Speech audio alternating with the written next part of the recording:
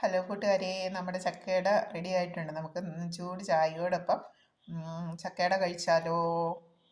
ചക്കപ്പഴം വരട്ടിയതും അല്പം ശർക്കരയും അരിപ്പൊടിയും അല്പം ഗോതമ്പ് പൊടിയും ചേർത്ത് ആവശ്യത്തിന് ഉപ്പും ചേർത്ത് നന്നായി കുഴച്ചെടുത്തു.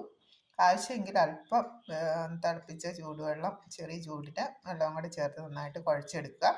എന്നിട്ട് നമ്മൾ ഇടനയിലയിൽ കുമ്പിൾ പോലെ തയ്യാറാക്കി അതിലേക്ക് ഈ കുഴച്ചെടുത്ത മാവ് വെച്ച് നമ്മൾ ഇഡ്ഡലി പാത്രത്തിൽ വെച്ച് ആവിയിൽ പുഴുങ്ങിയെടുക്കുന്ന പലഹാരമാണ് നമ്മുടെ ചക്കയട അല്ലെങ്കിൽ കുമ്പിളപ്പം. ഇത് 4 മണി പലഹാരമായിട്ട് നമുക്ക് ഉപയോഗിക്കാം. ചൂട് ചായയോടൊപ്പം ചക്കയട നല്ല ടേസ്റ്റിയാണ്. അപ്പം എല്ലാവരും ഇതുണ്ടാക്കിയിട്ടുണ്ടെന്ന് എനിക്കറിയാം. കൂടി ഞാൻ ഒന്നുകൂടി ഒന്ന് ഇട്ടെന്നേ ഉള്ളൂ.